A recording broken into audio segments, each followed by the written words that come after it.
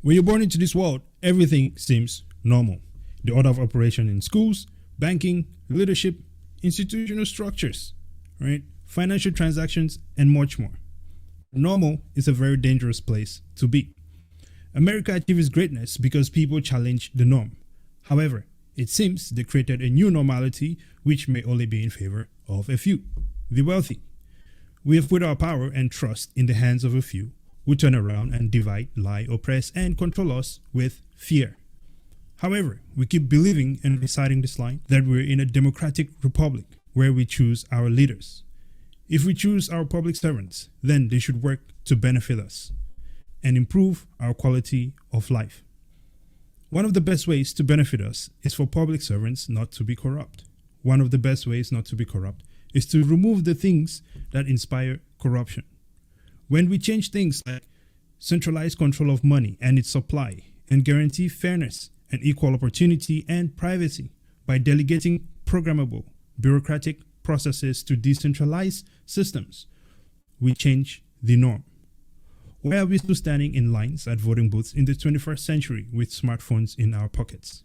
Take a moment to consider the amount of energy consumption involved in operating the voting process. Meanwhile, you could have done this anywhere from your phone, and you would have preserved your time and reduced carbon footprint by not making that boring drive. You see, cutting out corruption also improves aggregate efficiency. The good news is we have a solution, and that's Bitcoin. But when will you embrace it and become part of the solution? Just like we're wasting precious time at the voting booths with the solution in our pockets, we're putting up with corruption and losing the battle to reduce the destruction of our planet and improving efficiency. Yet, the solution is in our pockets again. And that solution is Bitcoin. A fight is coming, and it's not going to be won with guns. Today, we're going to be talking about some of the use cases of Bitcoin. With no further ado, let's jump right into it.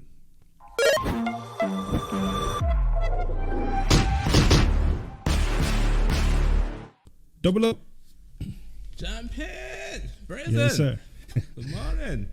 Thank you, sir. I had to drop a little bit of a monologue there. Did you like that? Oh, it was fire. It was Hey, fire. listen, man. It Of was course. Fire. Ladies and gentlemen, before we jump into this thing, first of all, welcome back to the channel. Thank you for watching. Thank you for liking the video, subscribing, all that good stuff. Definitely follow us on Facebook Yep. at STAKKFin. Follow us on Instagram at STAKKCrypto. And of course, we are on Twitter at STAKKFin.com. And of course, last but not least, be sure to like and subscribe to our channel. Double O, let's jump into this activity, man. We live in interesting times, you know, the most technologically advanced times ever, right? And we have some issues that we cannot solve because the current systems that we have in place, which, by the way, I want to even start by just saying that you have to give credit, right, to all the amazing things, all the amazing innovations that took us from primitivity, really, to this civilized environment that we're in right now, right? It's been amazing. Capitalism is great, all that good stuff. But we got here because we kept improving. But it seems that we're now at a point where things are a bit stagnant and we need to keep pushing, right? So I just want to pay respects to what has been, right? Acknowledge that it's been incredible. And then we also have to look at what are the problems we have now, because there is always room for improvement. Would you not agree?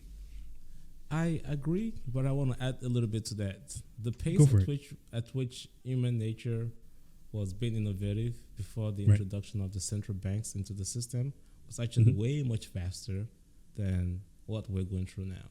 We want to say that the internet moved us much faster or much further, but during the Industrial Revolution, you know, finding electricity, cars moving around, the railroad, those were much, much faster.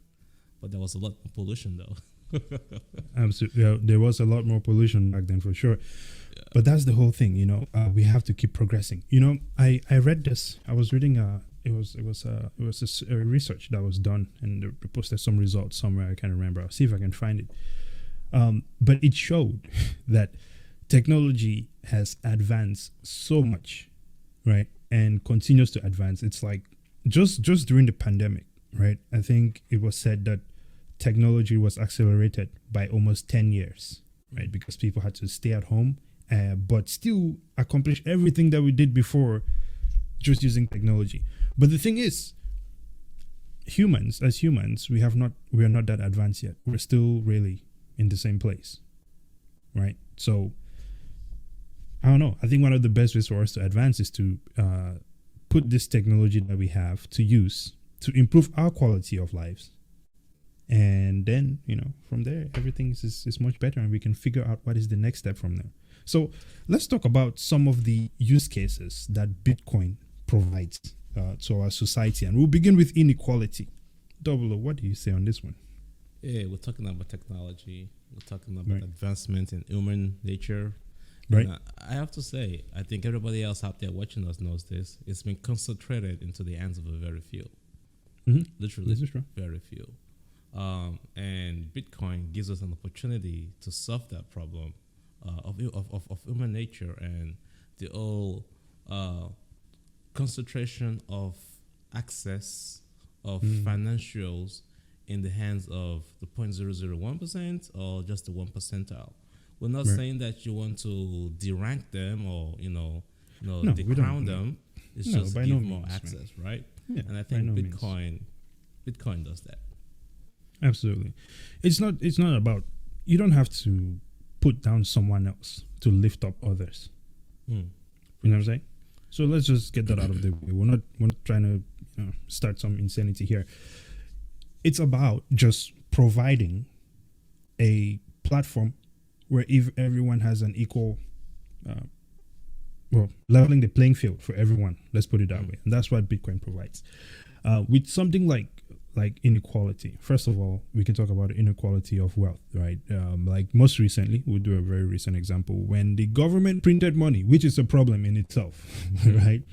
That money gets pushed out to the banks and it ends up finding its way into things like stocks and things like that. And most of the people that have the most stocks are already wealthy people. So it seems the money goes to the wealthy first. And by the time it makes it down the chain, right, to the middle class and further, there is really no money anymore. No, I mean, look at the percentage of the wealth that was distributed during COVID. Right. I think there was a research that came like 80% of that, maybe even almost 90%, went to the big businesses, to the big banks and all that stuff. And the money was supposed to be distributed to the people.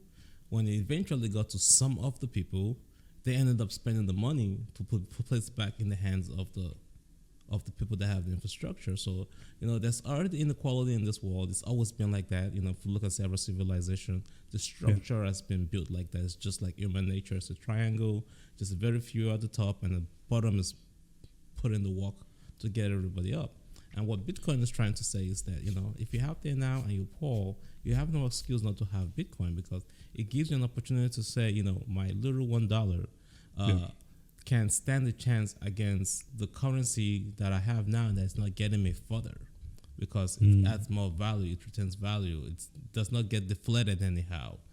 So it gets very, very important that a solution like Bitcoin gets us far away from this whole IMF and World Bank saying all the three-letter friends, man.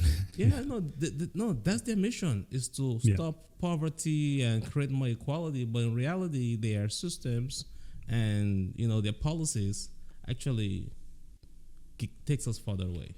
Dude, this is something that was extremely shocking to me. And guys, you guys can definitely pull up the IMF's website, pull up the World Economic Forum's website, browse through it, click on things, see what is really going down. Of course, there's a lot going on there, so you really have to look. But I was obviously the IMF and the World Bank set up back during it was the Bretton Woods agreement? Yeah, it started actually after World War II. After World War II. So the point of it was to essentially create loans to third world countries and help facilitate growth, right? But then we got off the gold standard, which means the money now was not really backed by anything. And once we got off the gold standard, then these people had the ability to just type in numbers and create money out of thin air, right? Printing money, essentially. Yep. And with that, they also wrote this, I guess you could say manipulation by rule of law, if you say, but they wrote these rules that essentially exempted them from everything. right? They cannot be prosecuted. You cannot seize their assets. You cannot question what they do. You cannot look into what they do. None of it. But they can print money and give it to other countries, and they give these countries money that they cannot pay back. And then what happens when they cannot pay back? Right? They pretty much own your country now. So interesting stuff. But moving on to the next use case for Bitcoin here: colonialism, not giving structural advantages to anyone. You know, when the internet came out, Double O, you speak about this a lot. When the internet first came out, and it could have been a free thing. You always, you know, one of the things you always tell me, and I remember, is like, you know, before you could buy things on the internet without paying taxes. Like, it was just kind of like a free channel, right? Yeah. It's kind of almost decentralized. Then you had the big companies that kind of took over that, and now it's like this massive chronic capitalistic system, right?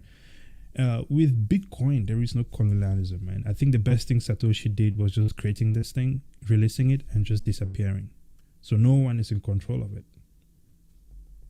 I think makes it fair for everyone. Go ahead. I'll jump on that. So let's talk about Cameroon, you know, all these African countries that are still having to give their funds, their percentage of their GDP to their French colonial powers. Right. Even Nigeria, you know, the oil system is still fully connected to the British Empire. Of you know, course. the list goes on. The Dutch, with what's going on in Congo and South Africa. So the list goes on and on and on. And what Bitcoin does is that it detangles or disconnects or gives you an opportunity, you know, to disconnect from those powers that control you. Yeah. So there's no top level on top of the pyramid that you must transfer your wealth to, no matter how much resources and power you put into your country's economy, is still being taken away from you. Bitcoin allows you to decentralize from that and finally get an opportunity to focus on building your country's products and resources without automatically giving it away. And then without automatically dwindling the power or, you know, the value of your product before it goes to another nation. You know, like the value of your currency is much lower than the value of another currency. You know, Bitcoin puts everybody on the same standard. So it gives you an opportunity. Yeah. It's a threat to the United States, I understand, but the United States, it's a big country. We can still compete in this world space without necessarily saying that, you know, a small country like Nigeria is giving America competition. I mean, we can get it done. We have the people. Well, here's the thing. Think about this. Let's say, I know. Right now, yes, the way it looks like it's a threat to the United States. But if you got on the Bitcoin standard and you want to stay ahead, it would seem that the best way to stay ahead is to be the most productive person in the ecosystem. This way, you can accumulate more resources, aka Bitcoin. Would you say? Again, I said we have the people. We might not have the population, but we have the technology that can allow us to be a lot more productive, much faster, and produce more. So I think that will also help with the issue of globalization that we have now, while all our resources are exported out to China and to other foreign countries. If we can bring those back in-house, you know, build America, make America great again, if you want to call it that way. Then I'll keep going. Be careful, bro. You don't want to get stoned. That triggers people, man. You know, it's the definition that people give it. You know, if you look at the terminologies and so on and so forth, they're just different terminologies. You know, the cross was not necessarily, you know, assigned to Jesus Christ forever. You know, the cross meant something else before Jesus Christ took it over. You know, what's that sign that the Germans used? That was not really. Double O, let's move on to the next topic. Let's move on to the next topic. Voting rights. Yes, sir. So voting rights, man. This is, you know, I kind of, in my little monologue at the beginning there, I kind of touched on this a little bit. You know, we live in a time when this, and I want to tie this into aggregate efficiency, right? Because one of the things that we're trying to accomplish as a human species, really, is to reduce our carbon footprint.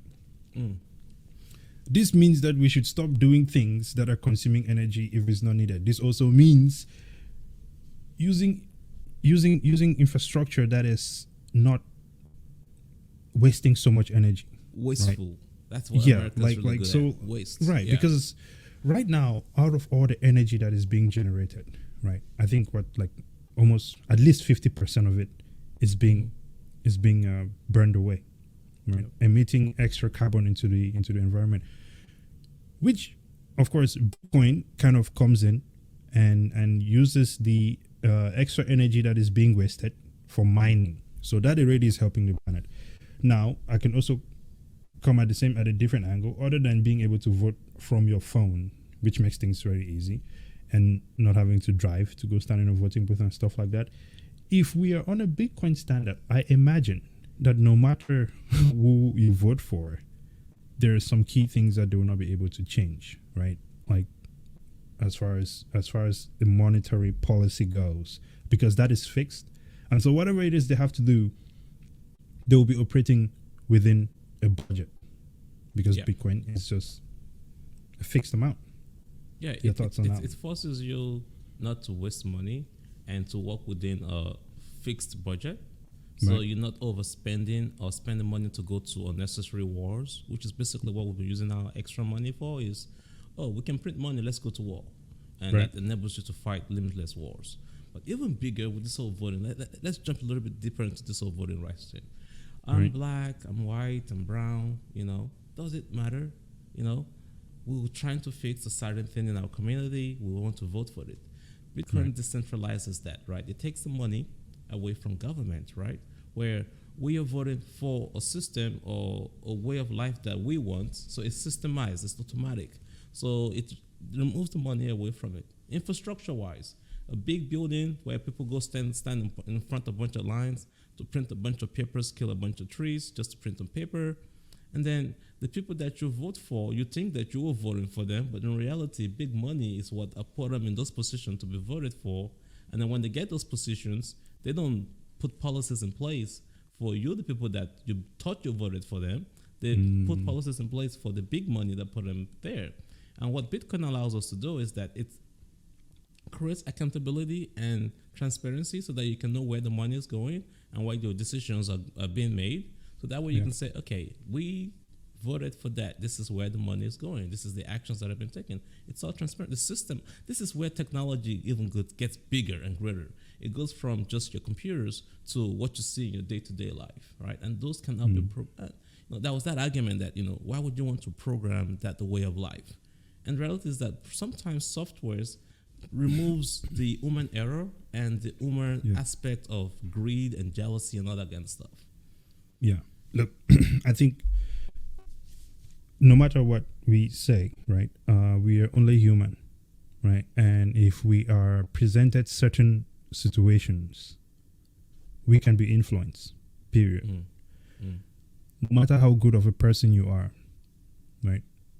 There is a point where there's such an amount of money or resources or whatever it is that you want, that if someone presents it to you, you could be swayed. You cannot sway software, right? Because the whole idea of creating the law, right, and everything else in place was to create something that was fair. We've written things on paper that look fair, but in practice, right, it's not fair. It's not turning out so fair. We can see it in society right now. Okay, you can see wealth inequality. You can see all sorts of things. So that is why I think when you program some of these processes, it's not about eliminating humans from the process. It's about making things fair for everyone. Human beings will always be able to evolve and adapt and take on different things that software can handle. That's just common sense, I would say. If I can add to that, so if you're a law student out there, that's actually an opportunity for you to be the forerunner or a pioneer, where you can now take legal and law into the blockchain and crypto space. Literally. Absolutely. As long as it's not like Ethereum one, the first Ethereum, which was like, horrible. Yeah, it's anyway, classic. Moving on to another benefit or use case of Bitcoin here, we have climate and environmental change. Right. Kenny, as you mentioned at the beginning, we have this situation where the old systems that essentially brought us into the society that we're in right now, even though they were great, definitely led to a lot of growth. The amount of pollution that it was causing was absolutely ridiculous. Now, some people could ask, was it worth it? Well, I don't want to ask that question because we are here now, right? It's about where do we go from here? And the next step is creating renewable energy, right? Using more renewable energy, reducing our carbon footprint. And it's interesting because despite the propaganda that we've seen, I'm pretty sure many people have seen these articles saying Bitcoin destroys the planet essentially, right? There was an article, which I think was the World Economic Forum or the IMF. One of them, someone there, a researcher there wrote it saying Bitcoin will be using all of the world's power by 2023. We know for right now that that is not a fact. As we can see in America, Bitcoin uses less than half the energy. 60% of Bitcoin mining is renewable energy. Is renewable energy, right? So don't focus on the small little guys in Pennsylvania that are using coal. Exactly. Come on now. So, and this is why this is what I'm talking about when I did the monologue at the beginning, when I said the lie to us. You can see mainstream media, right? They've taken full control of that, and they just use this to push their agendas however they wish. So yeah. I mean, that's normal because this is all connected, right?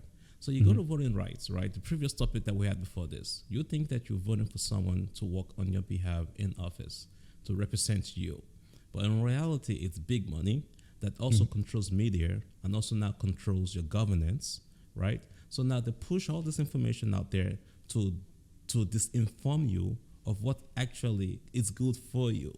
Why? Because the old systems that has all the money do not want. We're not saying they have to be replaced. We're just saying they just have to adapt and they have to improve. They have to improve our lives, right? Yeah. Just so that everybody else benefits from it, right? So the environmental thing, it's fully connected to the voting right thing. We want to talk about why we all use gas-powered car now. There were electric cars the same time Ford created, the Ford One at the time, but which one won? Politics pushed us more towards Model T. Yeah. Politics was what pushed us more towards the gas burning vehicles. They took away all the rail stations, they took away all the rail lines, the railroads was killed, that was all politics. That was all big money. Yeah. So environmental issues could be fixed with Bitcoin as well. It definitely can be fixed with Bitcoin. Right? It definitely can. And I'm going to add 2 points here. One of the things that I believe will be beneficial if we stop was mining gold, right? Ooh, that's another big one. I mean, we need gold for our cell phones for sure, so that we can vote.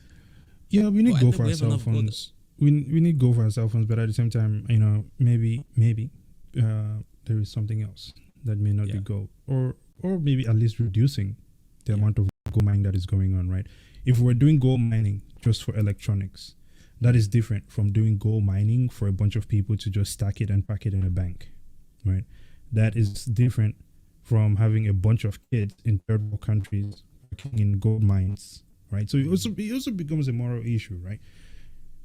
Working in gold mines, being exploited, their land is being exploited, right? The children are being exploited and abused essentially, but they're not benefiting from it. So what is the point?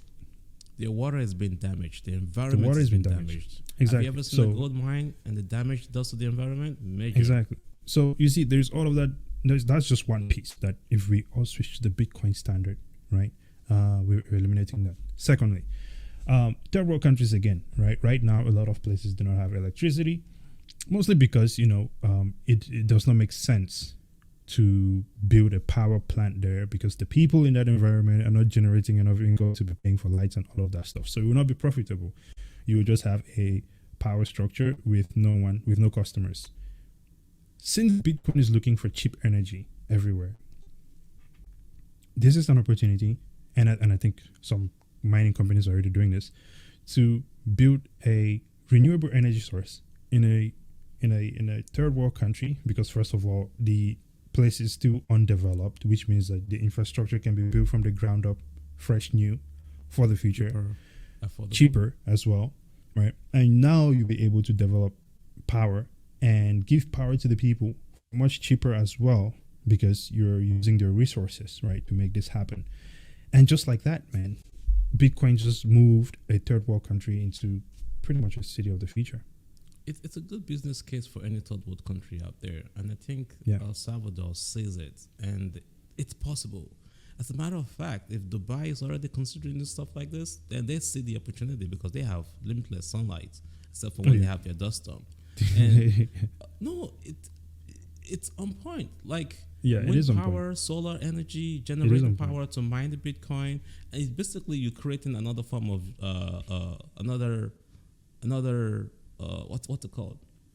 What's that? Another environment. No, it's not environment. No, just something that adds to your gross to your GDP, and another source of you're increasing your productivity, really. Yeah. Right. Yeah. You're adding another source of revenue. Yeah. Right. Yeah. That will boost your GDP, and you can sell some of this extra power to other places that maybe are not developing this sort of power. So, sure, it's one of those things. Now, let's move on to the next topic here. People worship, right? Or idol worship. We are all humans. No one is above the other, and when we put so much power into the hands of a few, right, things are about to go wrong. I'm even going to bring this down to a very granular level, something that I can relate to, and some people that are Formula One fanatics can relate to. The last race of last season, right? The race director of Formula One was one person. This is one person who has to decide whether you went over the white line or not, when the safety car will go in, all of these rules, right? Imagine all the rules of football being handed to the referee. He's going to make bad calls. He's going to make calls that are not in favor of some people, and they will make those calls at the worst possible time, as we saw in Formula One. This is why Lewis Hamilton has not spoken to anyone ever since the last race. But when you give so much power to one person, now this person is like a god. And I think that is something that we need to kill that, And I think Bitcoin kills that. Can I jump on that real quick? Go ahead. We actually have to fix that same problem in soccer, So that's now why we have the goal line camera, and all the power is no longer given to the referees. Same thing in football. So if we can do that in sports, what says that we can't do that in our governance, right? This is true. Absolutely. Now, an example in the government, when people have to wait on Jerome Powell to come out every time to let everyone know what is going to happen with the economy. Are we going up or are we going down? I think that is ridiculous. Why do people say economy? Everybody it's like, I have my personal economy, you have your economy, and then there's the national economy, right? Jerome Powell literally affects my personal economy every time he goes out there and talk. Because literally, my 401k account could be up 20% today, and then the guy speaks, and then I'm down in the reds for like negative 13%. And you could be there for a month or a year. You never know. Yeah. And it's just terrible. Like, your dollar is worth a penny less just based on somebody's making a speech. Or, you're sitting there waiting for a new president, a new savior, or a new governor. We can automate. We're not saying you're trying to replace government. You're just trying to automate and remove those human factors that create this big left-right direction in government. Yeah, it's not about replacing them. It's about creating a structure where they can be accountable. I mean, you're looking at people who have written rules, making themselves immune to any sort of accountability. I mean, how are you a congresswoman for 20, 30 years, and we don't accept you to? We don't believe that you've not been corrupted, or a senator or a president for 2 terms. You get tainted eventually. That's why we have this whole back and forth between the Democrats and the Republicans right now. They're not serving the people. That's the interesting thing about it. I don't think that we're really saying anything that people do not already know. Even people who argue against Bitcoin, it's in their face, and it's just a matter of what are you going to do about it. Well, let's move on to another topic here: civil asset forfeiture. Asset forfeiture. This is when I guess the government feels that what you have does not belong to you, and so now they're just gonna snatch it away from you. Property rights, man, and we've seen it happen in many different ways. If they're trying to build something and your house happens to be in the way, right, they would offer you more and more money to get out, and if you don't get out at some point, they're just gonna move you. You could be riding down the highway, okay, and you're carrying a bunch of cash on you, and a state trooper pulls you over and he sees the cash. He can take it. This is legal. You can't do this if it's Bitcoin. Your thoughts on this? This goes many ways, man. People say, money laundering, it's just a nice way of calling it. Right. I think it's a huge governance challenge. Countries and nations have done so much, killed so many people, been to so many wars to maintain their borders, to have borders, or to be tied to a certain nation. And they want to maintain that. So that's that change that human nature is going to have a big challenge fighting that. Can we be a global society without necessarily having borders? Because what says that, okay, Kenny is tired of the cold weather and he wants to move to Puerto Rico. I cannot just move to Puerto Rico, sell my stuff and move big funds to Puerto Rico. It's to get taxed. The banks want to know, the IRS want to know. But if I live on a Bitcoin standard, I'm on Bitcoin. I go to Puerto Rico, life continues just the way it is. I sold all my properties here. I go to Puerto Rico, life is great. Nothing is stopping me from. And then okay, that's gonna affect GDP because Kenya moved a bunch of money to another country. Yeah, we gotta find a solution to that. But if it affected, fix it. Let's produce more. It's pretty simple. Exactly. Give me a reason. Give me a reason why to stay. Maybe. Yeah. Exactly. Better energy, so that I'm not paying too much energy in this cold weather. Hey, I'm gonna say this. Notice that most people who've made a lot of money on Bitcoin actually tend to leave the country. As a matter of fact, there's a lot of Americans who are currently giving up the U.S. citizenship to go live somewhere else. You really have to ask yourself, why are they doing that? Why is it worth it to some people to give up the U.S. citizenship? And this is like something where like everyone else around the world, right, is trying to become a U.S. citizen. And then you have this group of people who are now starting to, more and more people within the U.S. who are like, no, this is not it. I think it's the overtaxation. We'll talk about it in the voting rights. It is taxation. Yeah. That's exactly what it is. The fast devaluation of your money can go further. People retire and they get poorer. Why would you retire, work all your life, pay so much taxes, pay all the stuff that you got to pay for, and then you retire and you're poor. You're a good, upstanding citizen. You do everything you're supposed to do, and then you get to the end line, and they're like, "Yeah, take this middle finger." I mean, take your a seat. 401k get taxed after you've saved up for this so much. Dude. I mean, they also want to start considering taxing your Roth IRA now, and I'm like, oh, Really? Does it stop? Yeah, so they say you can pull money out of your your Roth IRA much earlier before you retire, and then when you do that, there's going to be some kind of fee to that. And I'm like, the money I'm putting in my Roth IRA has already been taxed before it was in there. Yeah. Right. Yeah. And so you tax me on this money. I put it in my Roth IRA. Then when I try to remove it back, you tax me. I'm sorry, that is wrong. Right now, it's not supposed to be taxed. But some of the folks in office are trying to propose. Yeah, if that happens, man, I think you already know my strategy, man. I'm gonna be changing some things around. We've already spoken about that, and it's still there. Anyway, moving on. Gold. I think we touched on this earlier. Gold is the process of mining gold is very destructive to the environment. It's inefficient to carry around. Yep. And why not just use You spend so much energy and resources and military power protecting it. Yeah. Mining it, transporting it, protecting it, selling it. It's just inefficient. It's great. I mean, gold looks nice and everything. I mean, Peter Schiff is just head over heels for gold. But, I don't see how this is really something that is gonna get us closer to that point of better efficiency. I mean, I get, yes, ultimately it is. I can't even call it a hedge against inflation, bro, because it's not done that ever since the pandemic happened. Average of 8% return. Oh, by the way, silver is crashing right now, which sucks. It's been flat. Yeah.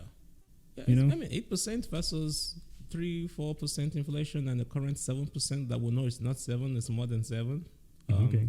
Well, look, man, I'll just say Bitcoin has been averaging 200% year over year for the past 10 years. So, or at least across the past 10 years. And shall I just say boom and just end that right there? Like, okay, there's no comparison here. What else is there to say, man? People mine gold, children suffer from it, the environment suffers from it, it's inefficient. It's through its whole life, which is never ending. It's just costly. Yeah. But, I mean, hedge of inflation. I'll say let's move on from that one. I love gold. Exactly. Is this a... yeah, no, I was going to say, is this a real gold ring? But banks is the next one, right? Oh, man, this one, where do we even begin, man? We can go back to 2000 and 2008. Don't even go back that far. Just go back to a few months ago when we got kicked out of the bank. Oh, yes. Okay, so we went to sign up for an account. And, when you go to sign up for an account, they ask you this questions before. It's a questionnaire. And they asked us, will this bank account be used for Bitcoin related business or cryptocurrency related business? And we said yes. And at that very point, they chopped us out of the conversation. I'm sorry. We were excluded from the banking system, right? We were excluded from the banking system. With Bitcoin, you don't need to do that, because if we're on the Bitcoin standard, all you have to do is just have a wallet. It does not matter what you're going to be doing, right? You cannot be discriminated against because you're a certain color or whatever the case might be, which was also one thing that happened when we walked into that bank. The tension was real. 2 black guys with hoodie saying STAKK. Yeah.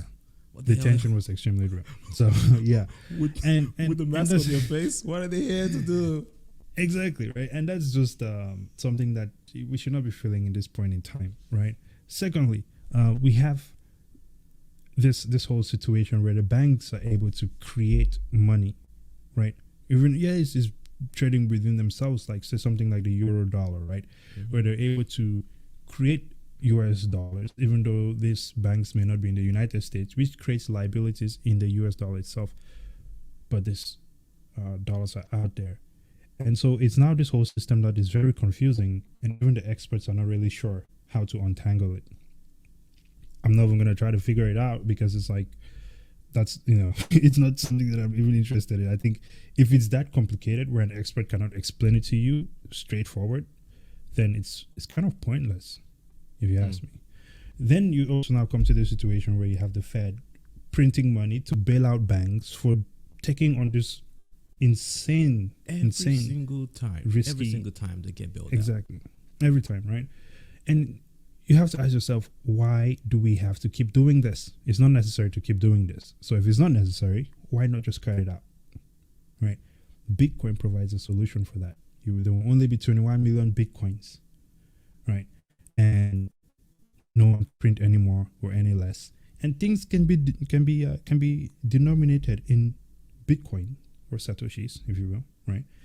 And I think everyone can transact that way and maintain value, and there'll be no problem. Your thoughts on that one? Yeah, I'll bring it down to the people's level, right? So, good example is I want to send money to my lawyers in Nigeria. It takes 5 days, 5 to 6 days. Come on now, you're still using the old classic ACH system. We can make money much smarter and much faster than that. That's number one.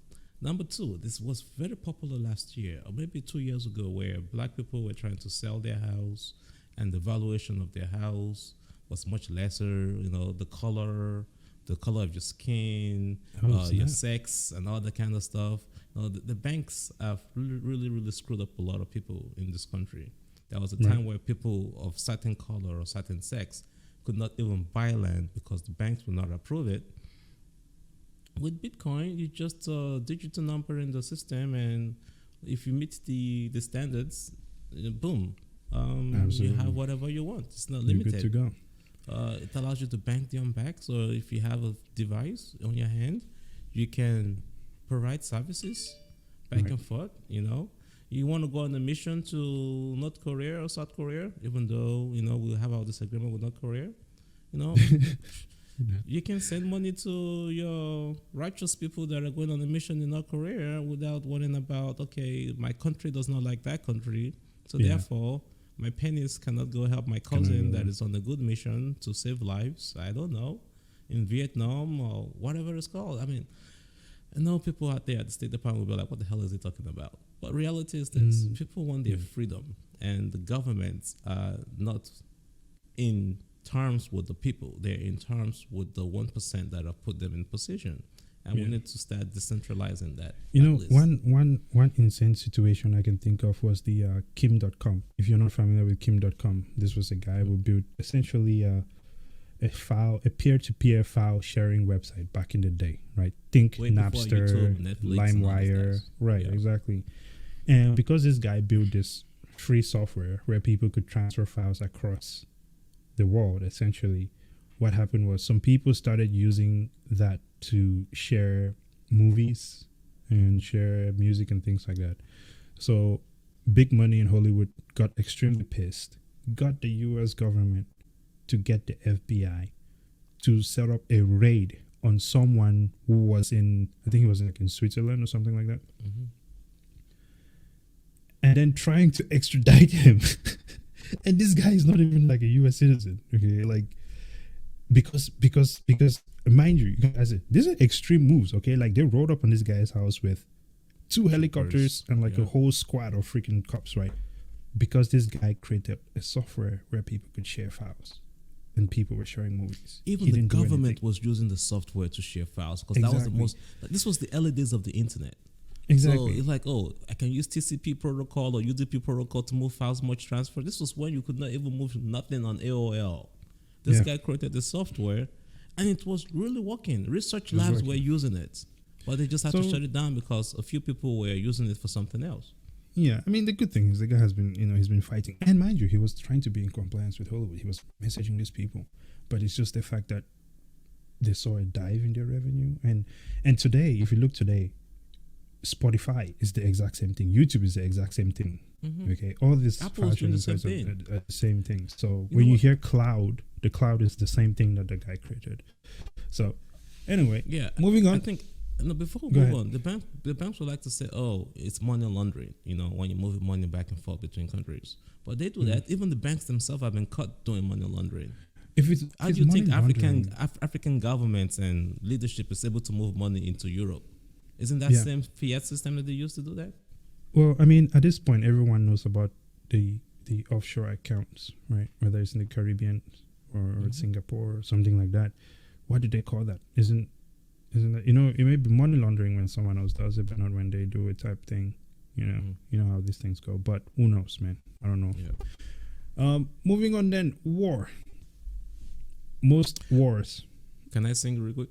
Go ahead, man. What is it good for? Absolutely nothing. Oh shit! Listen, most wars have been funded by the central banks, right? And especially after we got off the gold standard, it just kind of got out of control. Yeah. So, previously, what happened was when a country goes to war, right? They have to spend their resources, and when they spend their resources after that war, technically now the economy is sort of weak. They have to now produce again to build strength. This is when they're also very vulnerable, and this is also when they tend to fall, right? But when we got off the gold standard, essentially the US government was just able to, or central banks, right, were able to just print money and whip away to wars as much as they wanted to. But we know that sometimes, war is not necessary. Right, especially when you look at the things that they're going to war for. And if we can find a way to eliminate the need for physical force, right, then that is always a plus on my side. Am I saying you don't need an army? Yes, you need an army. You need to protect yourself. All of that good stuff. If someone decides to be insane, like North Korea, then if they decide to be aggressive towards other nations, they should totally defend themselves. But while there is nothing happening, right, I think that moving to a standard where resources are limited, right? Under, you're now back into your budget, just like before the gold standard. It worked back then, and Bitcoin provides that same opportunity again. So I don't know what would be a reason not to explore it. I mean, aggregate efficiency again, right? Have your resources focus more on innovation, on actual equality, on good governance, instead of unlimited wars where the money literally is just being transferred back into the hands of a few. Because when you go to war, some people get super rich, and then you loan money out to the companies that you supposedly saved to get their money out of their banks. So, I mean, some people say this is a freaking utopia. We cannot live a world without war. Humans are technically violent by nature. But, we can limit or control the amount of wars that we go to. People are still going to die. There's a lot of diseases out there that we can fix and get better and focus on renewable energy.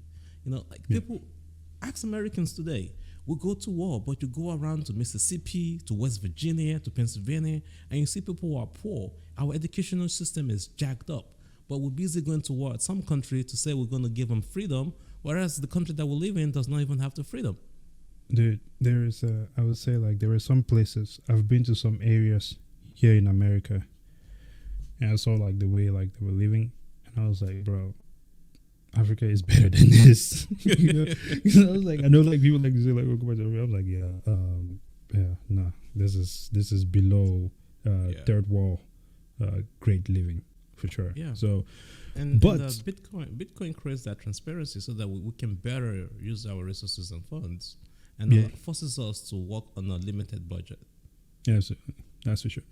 Well, I think once we're able to do something like that, right, kind of to create that environment where everyone is on a fixed budget, I think what people would do, or what governments would do, is to try to accumulate as much of it as possible.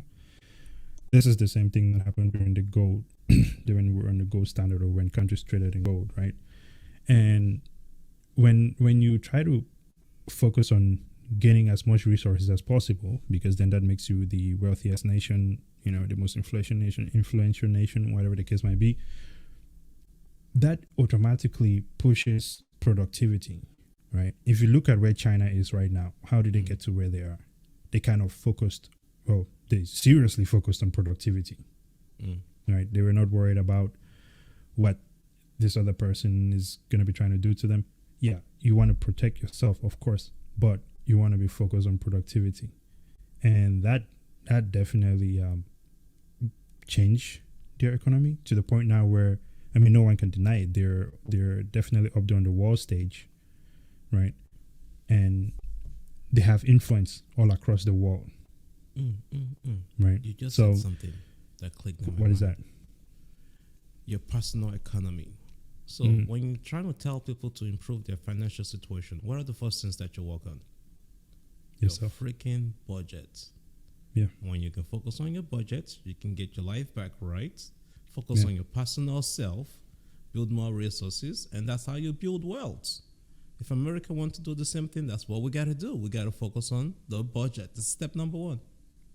Absolutely. Step number one to get it right. Even though I will point out one thing though, China and Evergrande, man, I think China might get slapped by that situation. Yeah, maybe they don't, handle that correctly. But even though the way they're handling right now is really not that great, kind of like essentially taking over companies. We've seen it with Alibaba. We've seen it with what is that other one? There's a couple other companies that they've done that too. Yeah, they've definitely taken over a couple companies. Didi, right? Then they disappeared their CEOs, things like that. Not great. So they definitely need Bitcoin. They also banned Bitcoin, which I thought was banned Bitcoin mining, because you can only ban Bitcoin. But that goes to a topic that we're not talking about here, which is they want to create their own central bank controlled digital currency, because they got to fight back against this new system that takes away all this energy, this resources that built into building China into what it is today. And the reality, it's not taking it away. It's just making it more decentralized and giving more people power. But China is a communist country, so the power has to be centralized at the top, which is what counters against Bitcoin in this case. But the reality is, the more people, if you reach the richest man in Babylon, the better your citizens are, the better your nation is.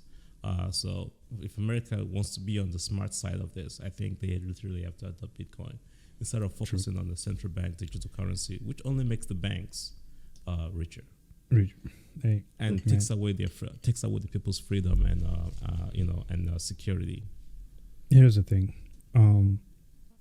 a lot of this stuff, and if you wanna look into more of the use cases of Bitcoin, if it's something that you're interested in, you can definitely check out bitcoinfixestthis.com. It's really one of the best resources that we came across as we're doing our research to do this video here. At the same time, maybe we're drinking too much Bitcoin Kool-Aid, bro. So if anyone, for anyone who disagrees, a comment down below, right? We'd like to have someone on, and we can have a discussion on different angles of this thing. I think that'll be cool. What do you think, Double O? And I think that's what we want to do more of this year, is that we don't think that we're always right, but you just have to focus on something that you believe in, work on it, and make the world a better place.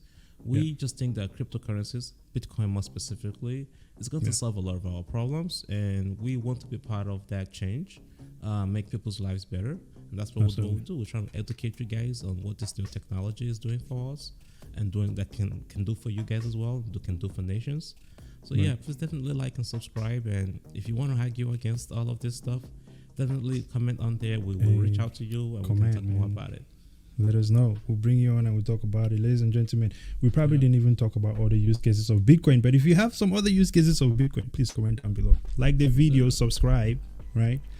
And of course, follow us as well on Facebook, STAKK. Follow us on Instagram, STAKK Crypto. And of course, dude, I think I've been really mostly replying to Peter Schiff lately more on my personal account, because I was like, I don't want I don't want STAKK to be coming at Peter Schiff. But I will say this. Let me clarify one thing. Peter Schiff is a very smart guy. I've learned a lot from what he's on about. And as a matter of fact, I think that I agree with almost everything that he is saying. He's very right about the economy. He's been right about crashes before. So very smart guy. Where we have a branch off is that he does not believe in Bitcoin at all. He's more of a gold guy, and I don't see why he will not see what Bitcoin is providing, So it's just fun kind of seeing his perspective on it, and I think that is very important. One of the reasons why I found it to be very important to pay attention to him is the fact that even though we have opposing points, right, he can always point out something to you that you may not be seeing. Right, because when I read his tweets, sometimes I ask myself, is there something this guy is saying that I don't see? So there is that. Any final thoughts, sir? Yes, sir. As always, thank you for watching. We will be at the Bitcoin conference in Miami. Oh yes, we will be. I think it's April 6th to 9th. Bitcoin 22 in Miami Beach is where we're going. Yes, sir. I'm in Miami, babe. Yes, love it. Hey, ladies and gentlemen, until next time, praise and out.